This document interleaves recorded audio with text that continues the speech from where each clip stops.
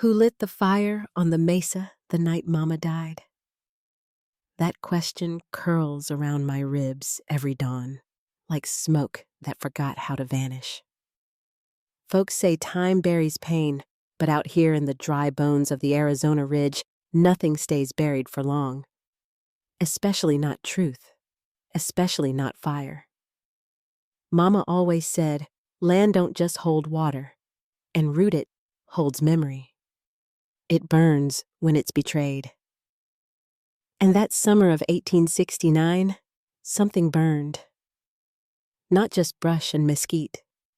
Not just the old prayer tree on the crest of Cholla Ridge. Something sacred. Something mine. The fire lit just before dawn, turning the sky the color of blood and water. From the creek bed below, I saw Ida red blossom blooming where no flower should. The ridge glowed like a giant hearth, and I remember thinking, why does it look like it's breathing? Mama had gone up early that day, wrapped in her faded blue shawl, clutching the old leather bundle Atza Gray Cloud had once gifted Papa. It held nothing of gold-only beads, feathers, and paper signed in two tongues, English and Navajo. But that bundle meant land, and land meant power. And men in uniforms or suits had been sniffing around for months. They said the mesa sat atop copper veins thick as river roots, but to Mama, it was where Papa proposed, where Atza prayed, where I learned to speak the wind's language. They found her body curled around the bundle arms, locked in ash fingers fused to leather, like even in death she would not let go. The townsfolk called it a tragedy. The sheriff called it accidental lightning. But I saw the truth when I went up alone. 3 sets of boot prints, one dragging, a bent matchstick slick with oil. And most damning of all, a sheriff's badge half melted, buried beneath the cinders. The star still gleamed through the soot. I buried it under Mama's cottonwood tree. Not out of fear, out of rage. I wanted it close like a wolf keeping a tooth from the kill, waiting for its moment to bite back. My name is Eliza May Stroud. 19 that summer. No husband, no brothers. Still untouched in the way the church women liked, but heavy with longing in ways they'd never understand. I wanted love, not just the Bible kind. I wanted hands that held and stayed. Eyes that didn't flinch when they saw all of me. A voice that called me not girl, not burden, but beloved.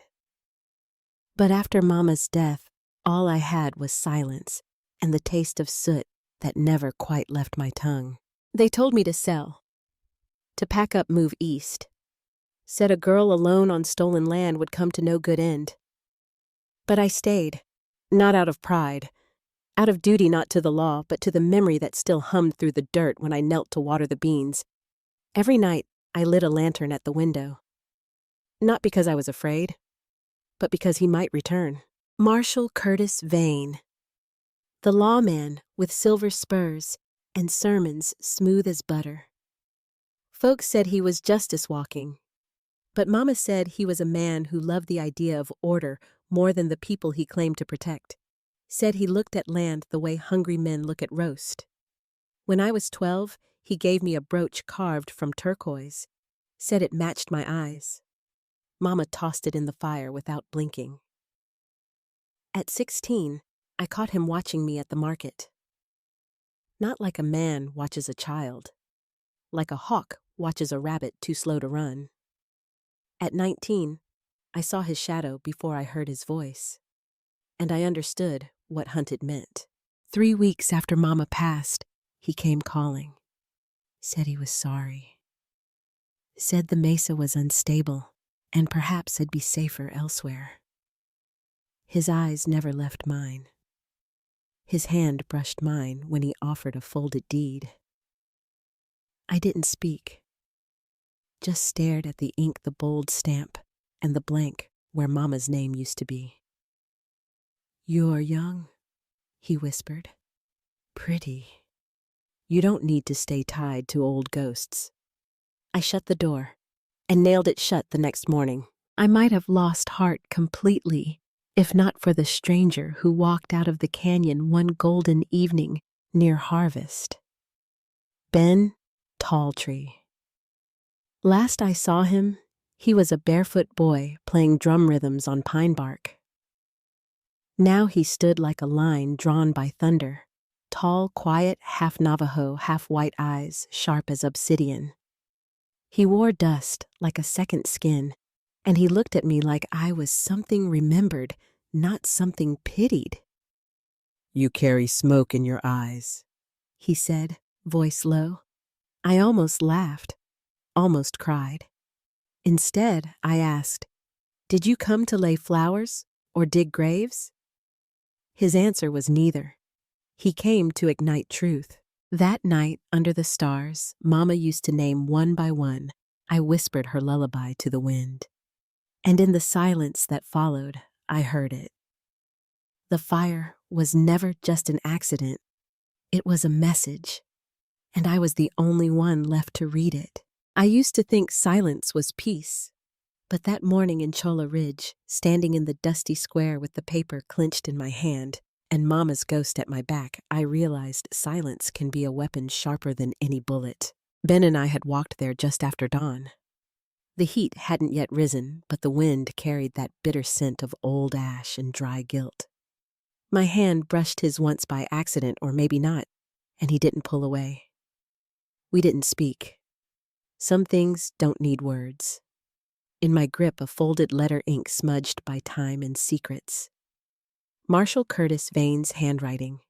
It was more than a confession. It was a blueprint of betrayal.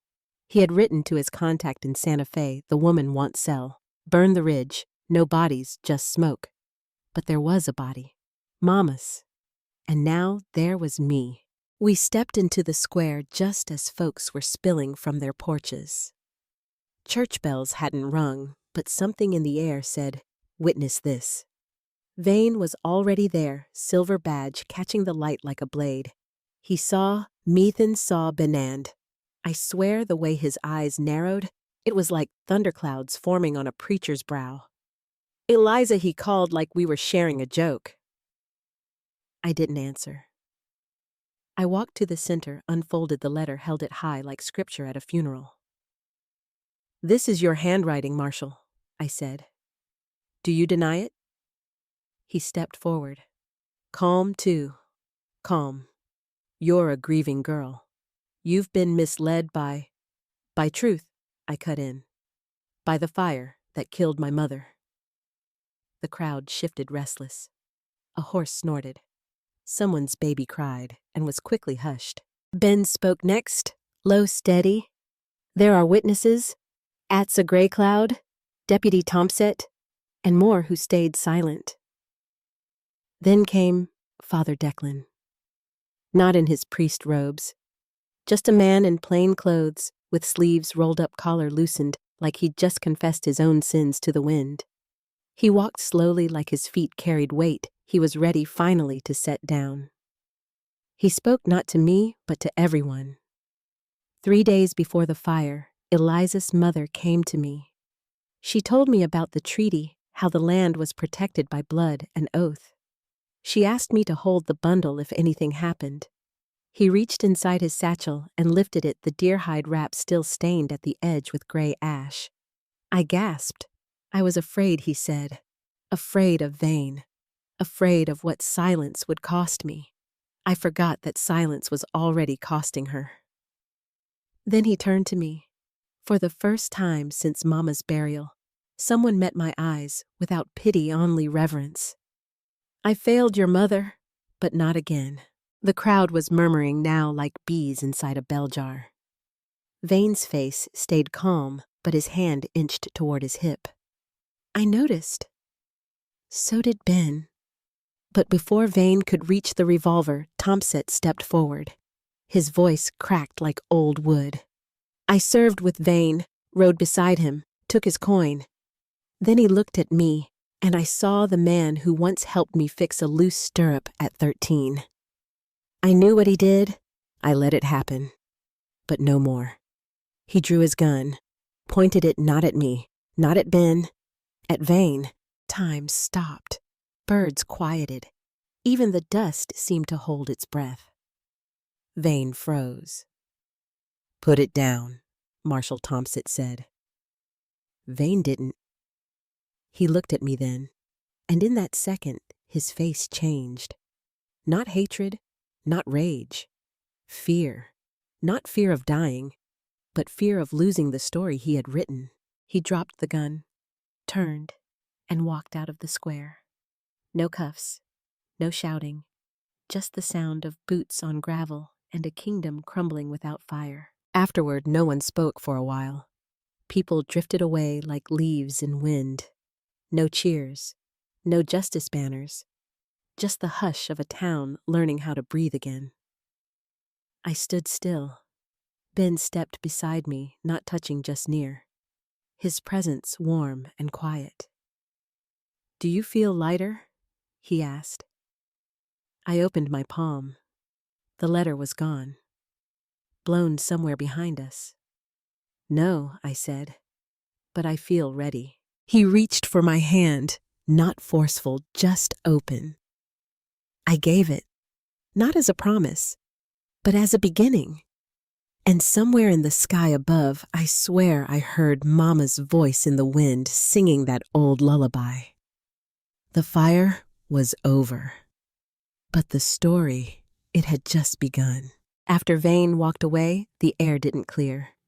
It settled like ash after a burn, coating everything too soft to resist. They say silence is peace, but out here in Cholla Ridge, I've learned silence is just the sound truth makes before it grows roots. That night, I couldn't sleep. The house creaked with memories. Mama's shawl still hung by the door. Her hairbrush still held strands of her auburn curls. Outside, the wind ran over the fields like it was looking for something it forgot to carry. Then came a knock. I opened the door to find Ben Talltree coat, dusty hat in hand.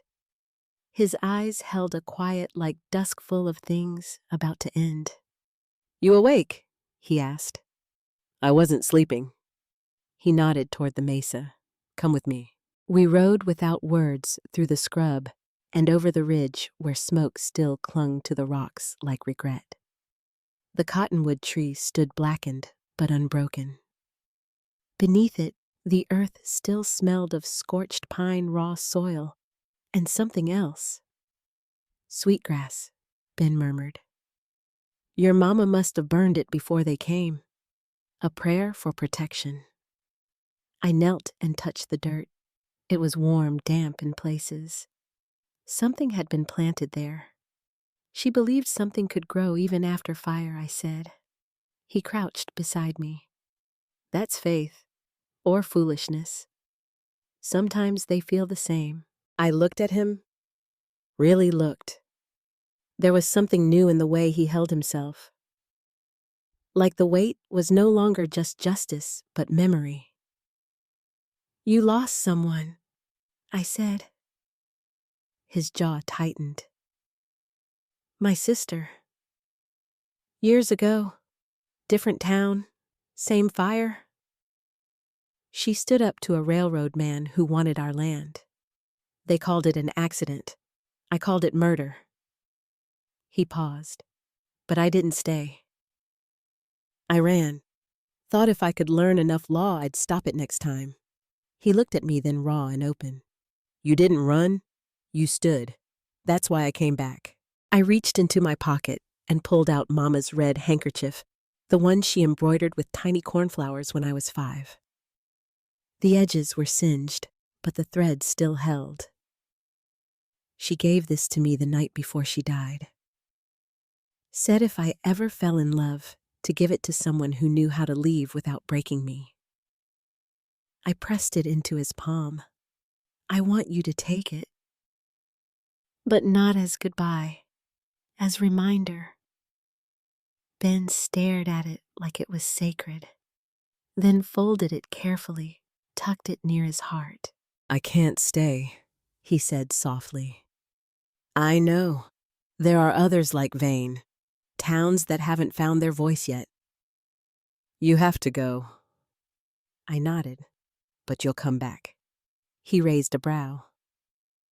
When it rains, I said, smiling through my throat's tightness. When the seeds Mama planted bloom. We stood there a long time, the cottonwood casting a shadow like a memory behind us. He reached for my hand, not pulling, just anchoring. Ill write, he promised. Ill read. He mounted his horse, gave one last glance, and rode east into the pale edge of dawn, where the sky was the color of breath held too long. I stayed until the sun climbed high. Then I walked to the patch of scorched ground. There beside the roots, a tiny green sprout had cracked the ash. One leaf, two veins, alive. I went home and cleared the parlor. Rolled up the rug, pushed back the chairs, and opened the front doors wide. When the girls came, Marta, Lupe, Clara, I handed them chalk and slates. When the boys came, Elias, John, handed them stories. And to all of them, I gave one thing Mama gave me, a name worth saying out loud. Every Sunday, I walk to the cottonwood. Sometimes I bring water, sometimes seed, sometimes silence. And every time the wind carries something new. Mama once told me, the ones who walk away might not love you less. They might love you bigger. Ben loved me like open fields, wide, necessary, and not meant to be fenced. I loved him like the first rain after fire, terrified and grateful. Now I don't wear black. I wear earth colors, dust brown, sky blue, root green. I still have the badge Vane dropped. I buried it near the sprout. Let the land decide what to do with his name. Love isn't always what stays. Sometimes it's what you let ride free, trusting it will return when it rains. And here in Chola Ridge, we've learned to wait, because the land remembers, and so do I. They say when a fire ends, what's left behind tells more truth than the flame ever could. That morning, the ashes on the mesa had cooled, but something in me hadn't. Mama used to say, the land speaks in silence, and as I stood under that scarred cottonwood tree with Ben, I swear I heard her breathing through the wind. We said nothing for a long while. He crouched by the roots, brushing aside blackened soil. It's warm, he said, and wet just beneath. I knelt beside him, digging gently with bare fingers. There it was, seedling green as hope pushing through the char. Mama planted something, I whispered. Or, you did, he said. She just left the space for it. We sat beneath the cottonwood, the wind low and dry. I gave him the red handkerchief Mama embroidered when I was a child, edges frayed, the thread faded to rust, but still whole. In the center, stitched so small only fingers could find it, were the words, "Let what is true grow roots." He traced the thread like it might unravel a map. Mama gave this to me before the fire, I said. Said I'd know who to give it to if the world ever burned. Ben looked down, then up at me. His voice was lower than the wind. She told me the same words once. I blinked. She did. He nodded slowly. I was 13.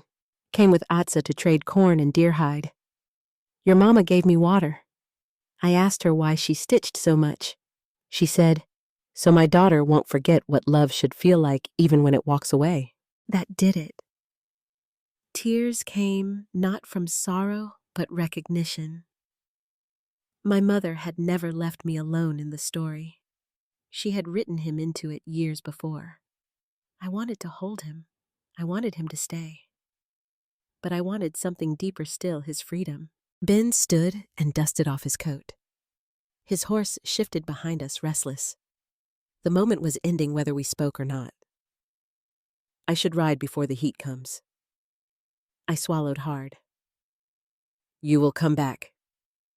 He didn't answer right away. Instead, He stepped close, pressed the handkerchief to his chest, then leaned forward close enough I could feel the breath behind his words. When it rains, he whispered, when the roots have taken. He turned and mounted his horse, but he didn't ride off. Not yet. He looked back once, then again. The third time his horse turned sideways, like even it wasn't sure which direction the heart wanted to go. I didn't move, didn't call him back. Because Mama was right, the ones who walk away might not love you less. They might love you wide. The kind of love that circles, not cages. He finally rode east, and I let him. I stayed until his silhouette became shadow, then dust, then memory. That evening, I opened the front room, cleared Mama's old table, brushed off the ash that had clung since the fire, and I laid out the slate boards, the chalk, the books she once read to me in Navajo and English. One by one the children came, some shy, some barefoot, some still smelling of goat hair and creek mud. I didn't teach them grammar that day. I taught them what truth felt like when held in your hand. At sundown, I returned to the cottonwood with a clay jar of water. The seedling was taller now, barely, but it stood. I pressed my palm to the dirt beside it, and in that stillness I spoke not to God, not to the land, but to Mama Hell be back. But I won't wait. I'll live. The wind answered with a warm gust, lifting the leaves in a spiral.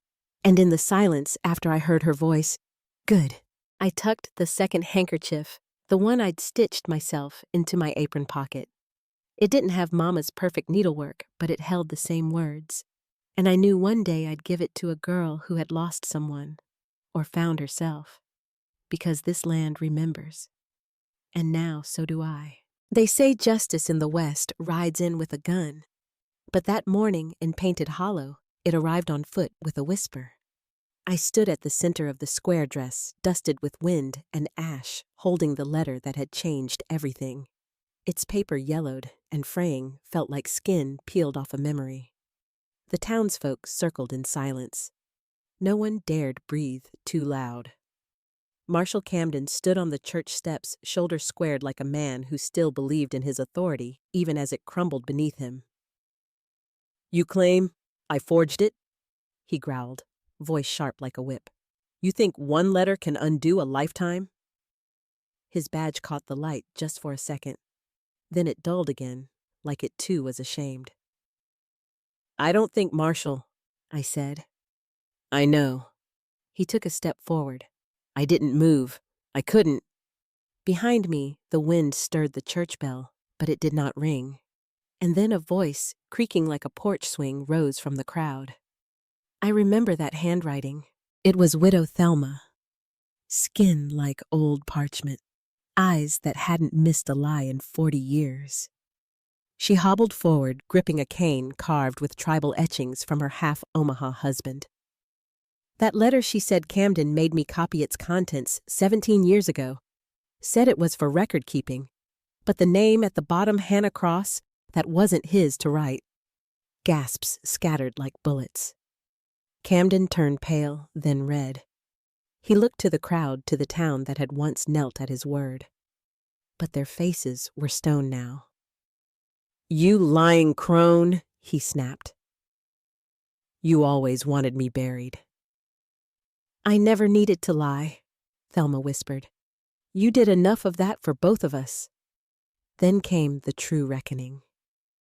Eli stepped forward. My Eli, the deputy who had once been Camden's shadow. He removed his badge, unclipped it slow like peeling off a second skin, and dropped it in the dust. "I joined you to serve the law," he said, looking at the marshal. "But the law ain't supposed to be your shadow." His voice cracked when he turned to me. "Eliza. I should have seen it. I should have believed you the first time." I felt the tears then, not for the pain behind us, but for the courage it took him to walk away. "Don't," I said, barely audible. "Don't say sorry when it's not the end."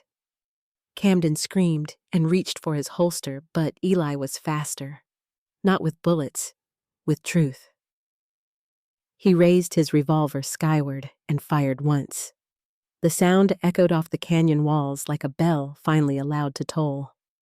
The birds flew from the church tower, and the whole damn town, took a collective breath that felt like waking up. Camden froze. Then, with the slow shame of a toppled preacher, his own badge slipped from his chest and hit the ground. Nobody picked it up. Nobody had to. Behind me, someone began to clap just once. Then another. Then the sound caught fire. Not celebration, affirmation. In that moment, I understood I was no longer Hannah Cross's daughter, hiding in the shadows. I was Eliza of Painted Hollow. No veil, no husband, but not alone. Eli walked to me, blood on his sleeve from where Camden had grazed him once in the struggle. He took my hand not to claim, but to stand beside. "What now?" he whispered. I looked at the townspeople, at the rising sun behind them, at the smoldering ruins of everything we thought sacred. And I said, "Now we rebuild."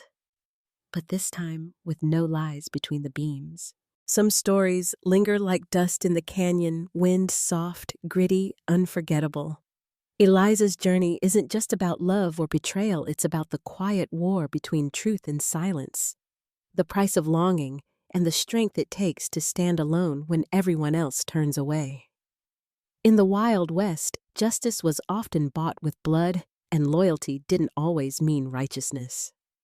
But when a young woman chooses to break her silence when a former deputy raises his gun not to kill, but to stop the killing, we see that morality isn't bound by rank or history, it's born from conscience. For those of us living in quieter times, the story is a mirror.